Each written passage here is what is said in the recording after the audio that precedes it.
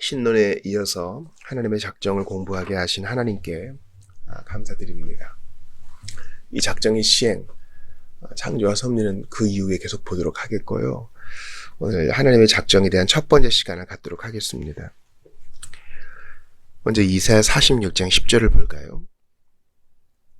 내가 시초부터 종말을 알리며 아직 이루지 아니한 일을 옛적부터 보이고 이르기를 나의 뜻이 설 것이니 내가 나의 모든 기뻐하는 것을 이루리라 하였노라.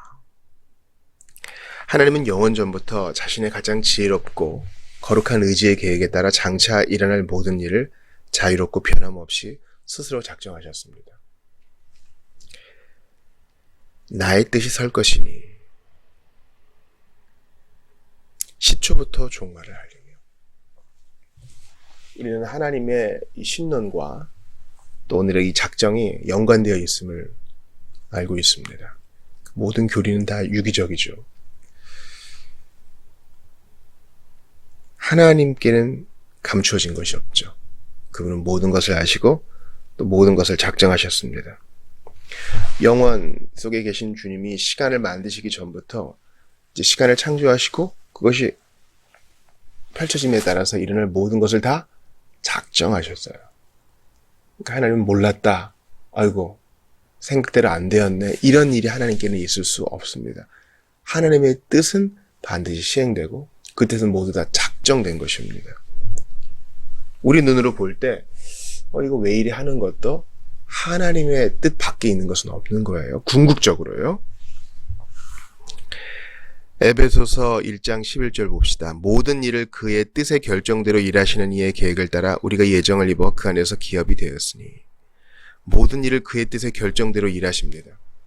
이제 후에도 보겠지만 제2차적 원인들이 있어요. 궁극적 원인은 하나님이시죠. 그러나 주님의 궁극적 뜻은요, 여러 우발적으로 보이는 2차적 원인들을 제거하지 않습니다. 만약에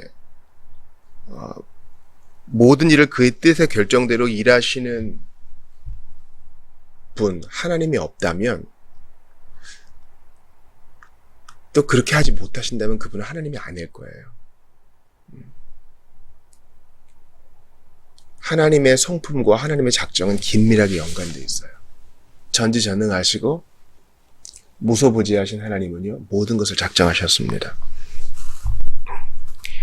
히브리서 6장 17절을 봅시다. 하나님은 약속을 기업으로 받는 자들에게 그 뜻이 변하지 아니함을 충분히 나타내시려고 그 일을 맹세로 보증하셨나니. 하나님의 뜻은요, 작정되면 변치 않고 그대로 시행됩니다. 이건 역시 마찬가지죠. 우리가 기도하면 하나님이 뜻을 바꾸어 응답하시고 또 일을 바꾸신다, 일을 이루신다, 우리가 이렇게 말하는 것도 옳아요. 그러나 하나님의 궁극적인 뜻은 변하지 않습니다. 히브리서 말씀 그대로예요. 그 뜻이 변하지 아니함을. 이건 좀 나중 일인데요. 하나님의 결정적 의지와 우리에게 명령된 의지가 있어요. 두 가지가 있어요. 결정된 의지와 명령된 의지. 결정된 의지는 방금 본 것처럼 변하지 않죠. 예를 들어 택자와 비택자는 분명히 그 수가 정해져 있다 그랬어요. 그러나 이 결정된 의지는 우리에게 명령되지 않았습니다. 명령된 의지는 서로 사랑하라, 원수를 용서하라, 땅끝까지 복음을 전하라, 이런 것이 명령된 의지입니다. 우리는 하나님의 결정된 의지를 다 몰라요. 알 수도 없고. 그렇기 때문에 결정된 의지를 명령된 의지로 끌어와가지고 모든 사람에게 적용하는 것은 바보예요. 이게 이제 하이퍼 칼빈이즘의 맹점이죠. 기억하세요. 하나님의 궁극적 결정된 의지는 정해져 있습니다. 변치 않습니다. 로마서도 볼까요? 9장 15, 18절입니다. 모세에게 이르시되 내가 긍휼히 여길 자를 긍휼히 여기고 불쌍히 여길 자를 불쌍히 여기리라 하였으니 그런즉 하나님께서 하고자 하시는 자를 긍휼히 여기시고 하고자 하시는 자를 완악하게 하시느니라. 그러니까요, 이건 벌써 적용이 다 됐죠. 내가 왜 죄 용서받고 구원을 얻어 하나님 자녀가 됐어요? 내가 믿어서? 내가 회심해서? 내가 회개하고 충성스럽게 굴어서? 아니요, 그게 다 2차, 3차 원인들이에요. 하나님의 궁극적 의지, 하나님의 작정 때문에 구원받고 하나님 자녀 된 거예요. 우리가 이 신비 앞에 엎드러져야 돼요. 아, 하나님의 은혜로 이 쓸데없는 자 왜 구속하여 주는지 난 알 수 없도다. 우리가 하나님의 결정된 의지를 어떻게 알겠어요? 그저 글림스, 살짝 보는 것만으로도 까무러치는 겁니다. 어떻게 이래요? 천사들도 살펴보기 원하는 거예요, 이건요. 우리가 이 하나님의 작정에 대해 공부할 때 메마른 교리를 공부하는 게 아니에요. 하나님은 크시도다 엎드러지게 되고 나는 참으로 작군요. 근데 이 작고 작은 피조물이 하나님의 작정 안에 있었다니요. 그 작정은 사랑의 작정이요. 구원과 구속의 작정인데 놀라운 일이에요. 시간이 창조되기 전부터 나를 아셨다니. 이거는 우리 피조물이 다 감당 못하는 거예요. 야고보서 1장 16에서 17절을 봅시다. 내 사랑하는 형제들아 속지 말라. 온갖 좋은 은사와 온전한 선물이 다 위로부터 빛들의 아버지께로부터 내려오나니 그는 변함도 없으시고 회전하는 그림자도 없으시니라. 그러나 하나님은 죄의 원인자가 아니시고 또 죄와 협력하지도 않으십니다. 하나님은 빛들의 아버지고 회전하는 그림자도 없으시고 변함도 없으십니다. 이게 이제 우리 개혁파 신앙 고백에 있어서 아주 중요한 논지예요. 하나님은 모든 것을 작성할 때 논리적으로 이런 한거가 있을 수 있겠죠. 그럼 그 모든 것에 죄도 포함된 거 아니냐? 그러나 하나님은 죄의 조성자가 아니시다. 왜냐하면 야고보서 말씀에 근거하면 빛들의 아버지께서 어찌 죄를 만드실 수 있겠느냐. 하나님은 회전하는 그림자도 없으신, 변함도 없으신 선하신 하나님입니다. 그럼 죄는 어떻게 된 것이냐? 하나님께서는 죄를 적극적으로 짓도록 정하신 것이 아니죠. 죄는 바로 의지를 가진 자들이, 자신의 책임을 가진 자들이 정죄를 무릅쓰고 지은 것이니 죄에 대한 책임은 죄를 지은 천사와 사람들에게 있는 것이죠. 하나님은 죄의 조성자가 아니세요. 이것을 허용이란 말로 표현하실 수도 있겠는데요. 하나님은 모든 것을 작정하셨지만 죄의 조성자는 아니시다. 이게 우리의 중요한 근거입니다. 자, 죄를 짓게 해야겠다 버튼을 딱 누르시는 게 아니에요.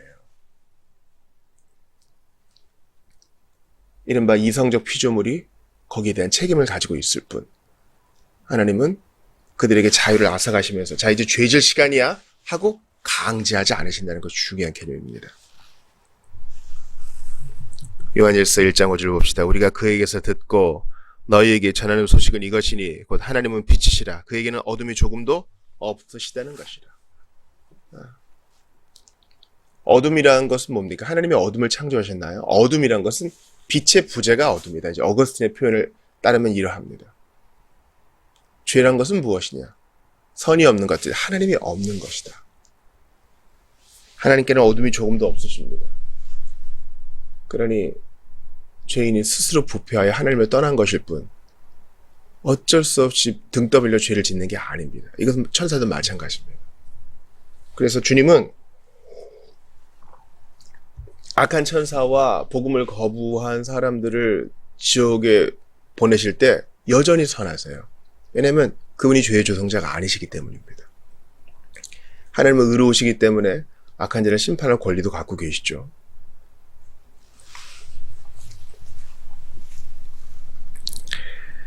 사도행전 4장 27, 28절을 봅시다. 과연 헤롯과 본디오 빌라도는 이방인과 이스라엘 백성과 합세하여 하나님께서 기름 부으신 거룩한 종 예수를 거슬러 하나님의 권능과 뜻대로 이루려고 예정하신 그것을 행하려고 이성에 모였나이다. 피조물의 의지를 무시하거나 제2원인의 자유와 우발성을 제거하지 않으시고 오히려 그것을 확립하시는 분입니다. 자, 하나님의 거룩한 의지가 있어요.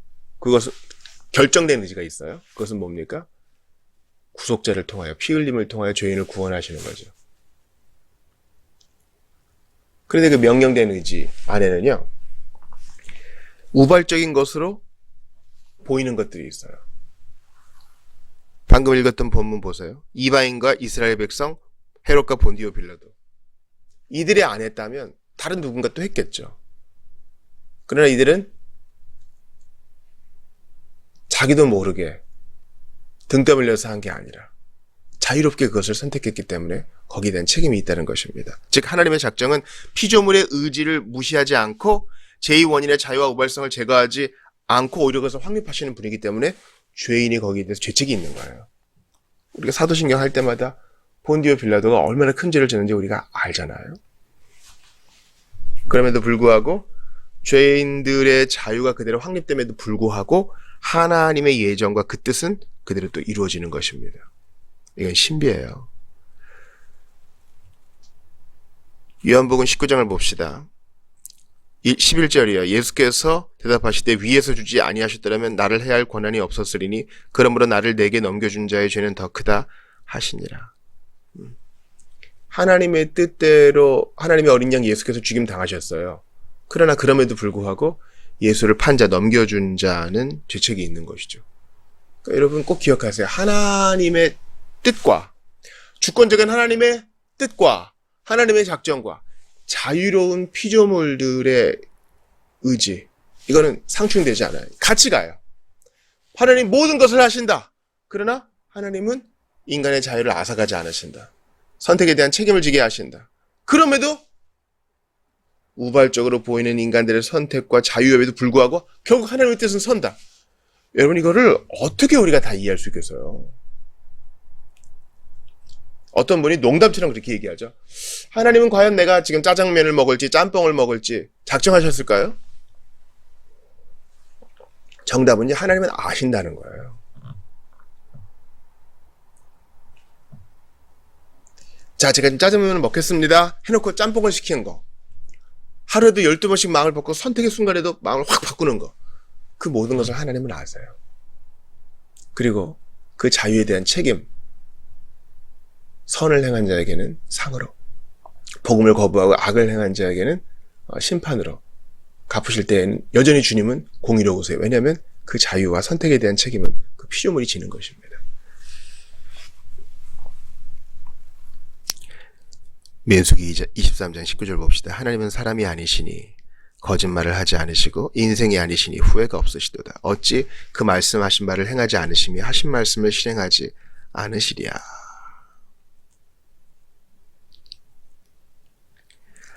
하나님은 모든 일을 처리하시는 데서 자신의 지혜를 나타내시며 자신의 작정을 성취하심으로써 자신의 능력과 성실을 나타내십니다. 하나님의 작정을 통해 그분의 지혜와 능력과 성실이 나타난다는 사실입니다. 하신 말씀을 그대로 실행하시고 능력이 없으신 분이 아니죠. 또 적재적소에 그 작정이 시행되게 하심으로써 자신의 지혜를 드러내십니다. 에베소서 1장 3절에서 6절을 봅시다. 가장 중요한 본문 중 하나예요. 찬송하리로다. 하나님 곧 우리 주 예수 그리스도의 아버지께서 그리스도 안에서 하늘에 속한 모든 신령한 복을 우리에게 주시되 곧 창세전에 그리스도 안에서 우리를 택하사 우리로 사랑 안에서 그 앞에 거룩하고 흠이 없게 하시려고 그 기쁘신 뜻대로 우리를 예정하사 예수 그리스도로 말미암아 자기의 아들들이 되게 하셨으니 이는 그가 사랑하시는 자 안에서 우리에게 거저 주시는 바 그의 은혜의 영광을 찬송하게 하려는 것이라. 그러니까 이 작정은요, 하나님의 하나님 되심을 더 드러내게 해서 그분 앞에 더 엎드리게 합니다. 이게 뒤에도 나오는데요. 이 작정을 세밀하게 또 주의해서 공부하면 우리 신앙생활에 큰 도움이 돼요. 정말 큰 도움이 됩니다. 나기도 전에 날 기억하셨지. 세상이 만들어지기 전에. 작정, 또 그 안에 있는 예정을 공부하는 것은요, 신자들에게 말할 수 없는 확신을 주고요, 곤고한 중에 위로를 줍니다. 2항으로 넘어가겠습니다. 사도행전 15장 18절을 보세요. 즉 예로부터 이것을 알게 하시는 주의 말씀이라 함과 같으니라. 로마서 9장 11절도 봅시다. 그 자식들이 아직 나지도 아니하고 무슨 선이나 악을 행하지 아니한 때에 택하심을 따라 되는 하나님의 뜻이 행위로 말미암지 않고 오직 부르시는 이로 말미암아 서게 하려 하사. 하나님은 가능한 모든 상태에서 일어나거나 일어날 수 있는 모든 것을 알고 계십니다. 그러나 하나님은 미래에 어떤 일이 일어날지를 미리 예견하시고 그것을 작정하시는 것이 아니라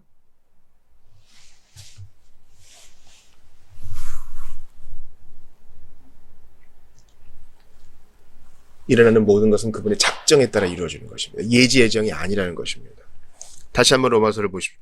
9장 13절입니다. 기록된 바 내가 야곱은 사랑하고 에서는 미워하였다 하신과 같으니라.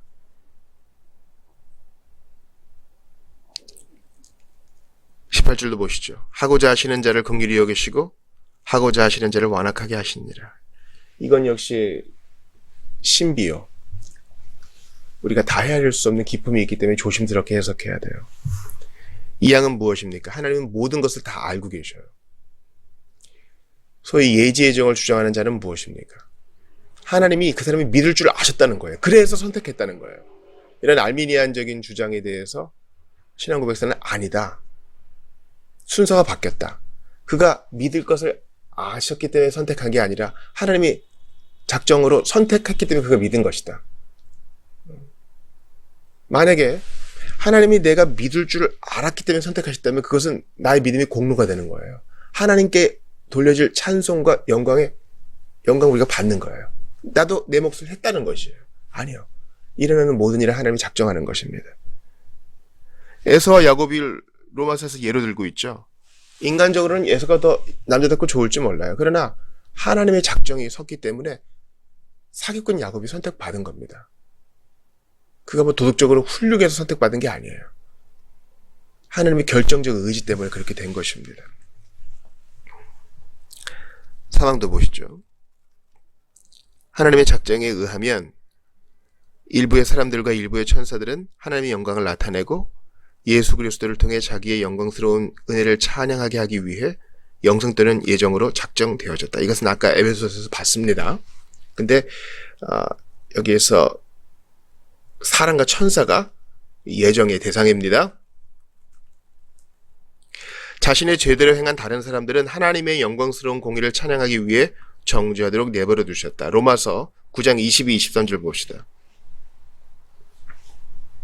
만일 하나님이 그의 진노를 보이시고 그의 능력을 알게 하고자 하사 멸하기로 준비된 진노의 그릇을 오래 참으심으로 관용하시고 또한 영광받기로 예비하신 바 긍휼의 그릇에 대하여 그 영광의 풍성함을 알게 하고자 하셨을지라도 무슨 말을 하리요. 자, 여기서 이 민감한 주제를 다룹니다. 즉 유기가 있다는 것이에요. 성경에 그렇게 표현되어 있기 때문에 가르치는 것입니다. 이것은 결정된 의지라 그랬어요. 그래서 우리에게 명령된 의지로 이것을 헷갈리면 안 돼요. 유기된 자가 있으니까 넌 유기된 자야. 넌 그냥 지옥 가. 이렇게 말할 수 없어요. 하나님의 명령된 의지는 모든 사람 차별하지 말고 복음 전하라입니다. 결정된 의지. 즉 누가 택자고 유기된 자인지는 하나님만이 아세요. 디모데전서 5장 21절 볼까요? 하나님과 그리스도 예수와 택하심을 받은 천사들 앞에서 내가 엄히 명하노니 너는 편견이 없이 이것들을 지켜 아무 일도 불공평하게 하지 말며. 택하심을 받은 천사가 있다면 유기된 천사도 있어요. 유기된 천사는 유기되었기 때문에 타락한 게 아니라 그들의 죄악 속에 그들은 지옥의 길로 향한 것입니다. 이건 죄인도 마찬가지예요. 이것을 직시하셔야 돼요. 왜 어떤 사람은 믿고 어떤 사람은 안 믿어요? 우리 몰라요. 안 믿는 사람이 나중에 믿을지 모른다고요. 그러나 성경에서 선택과 유기에 대해 얘기하고 있기 때문에 우리는 받아들여야 돼요. 이것을 웨스트민스터 신앙고백서는 하나님이 어떤 자를 유기하기로 기뻐하셨다 이렇게 얘기했는데 상당히 조심해야 돼요. 주님은 이것을 통해서 영광을 받으시기 때문에 그렇게 표현한 것입니다. 하나님의 선택은요, predestinated 이렇게 돼 있고 유기에 대해서는 foreordained 이렇게 됐기 때문에 두 개를 같은 선상에서 나란히 봐서는 안 돼요. 마태복음 25장 34절 봅시다. 그때의 임금이 그 오른편에 있는 자들에게 이르시되 내 아버지께 복받을 자들이여 나와 창세로부터 너희를 위하여 예비된 나라를 상속받으라. 오른편 왼편에 사람이 있다 그래요. 그런데 이 예정과 유기는 어떻게 드러나요? 열매를 통해서.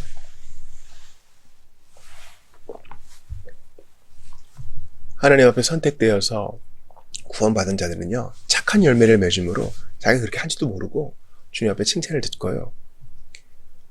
유기된 자들은 그들 스스로의 의지로 복음을 거부했기 때문에 그들의 악한 열매로 주님께 정죄를 받습니다.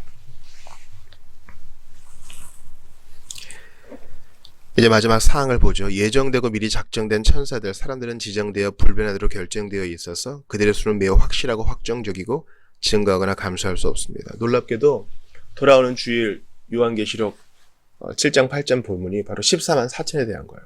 14만 4천은 상징수예요. 그러나 그 수가 정해져 있다는 것을 알려주죠. 택자들의 수입니다. 유다서 4절입니다. 이는 가만히 들어온 사람 몇이 있습니다. 그들은 옛적부터 이 판결을 받기로 미리 기록된 자니 경건하지 아니하여 우리 하나님의 은혜를 도리어 방탕한 것으로 바꾸고 홀로 하나이신 주제 곧 우리 주 예수 그리스도를 부인하는 자니라.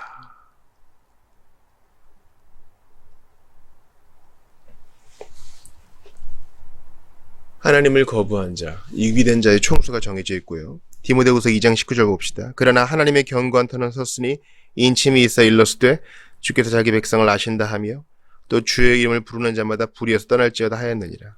자기 백성과 주의 이름을 부르는 자는 그 수가 동일해요.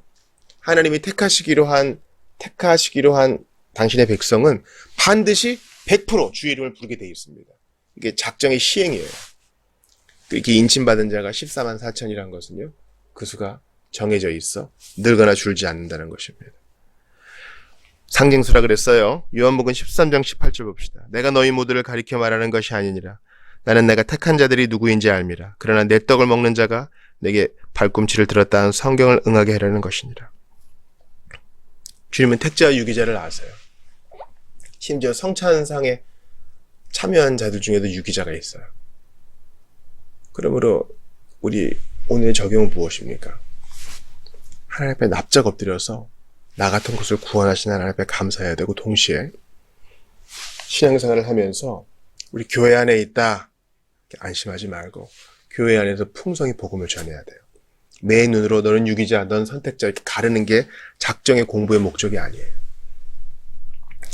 주 내 삶의 주인 되시고 새로운 일 이루셨네. 주 뜻 이루라고 날 예정하셨네. 오직 주님만이 내 일생과 내 영혼의 힘 되시네. 주 말씀 전하라 날 예정하셨네. 이게 하나님의 목적이에요. 예정과 선택의 목적, 작정의 목적은 주님을 찬양하고 말씀을 전하는, 여기에 목적이 있습니다. 작정을 공부합니다. 우리의 무지함을 고백하게 돼요. 작정을 공부합니다. 하나님의 크심을 찬양하게 돼요. 작정을 공부합니다. 마지막 날에 택자와 비택자가 나누어지는 것을 보면서 오늘도 부지런히 복음 전하게 해주시기를 간구하게 됩니다. 오늘도 하나님의 크심 앞에 엎드려져서 나 같은 것을 부르사 예수 믿게 하신 주님의 사랑을 찬양하고, 지금도 방황하는 자에게 사랑의 손길을 내밀고 복음을 전하는 여러분들 다 되시기를 주의 이름으로 축원합니다.